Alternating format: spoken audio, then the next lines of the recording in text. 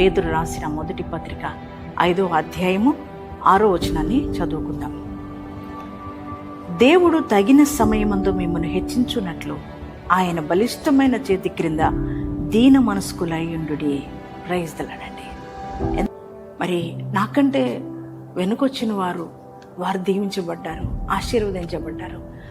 మరి నా జీవితం ఏంటి, నా పరిస్థితి ఏంటి అని బాధపడుతూ వేదనతో నలిగిపోయిన స్థితిలో ఒకవేళ మీరు ఉన్నారేమో. కానీ ఈ ఉదయకాలం దేవునితో మాట్లాడుతున్నారు. ఏమనంటే దేవునికి ఒక తగిన సమయం ఉంది. ఆయన తగిన సమయంలో మనల్ని హెచ్చించే దేవుడు అన్నాడు కదండి. మరి దేవుడు చెప్తున్నాడు, ఆయన చేతి కింద దీన మనస్కులై మనం ఉండాలి. ఆయన చేతి కింద దీన మనస్కులై జీవించండి.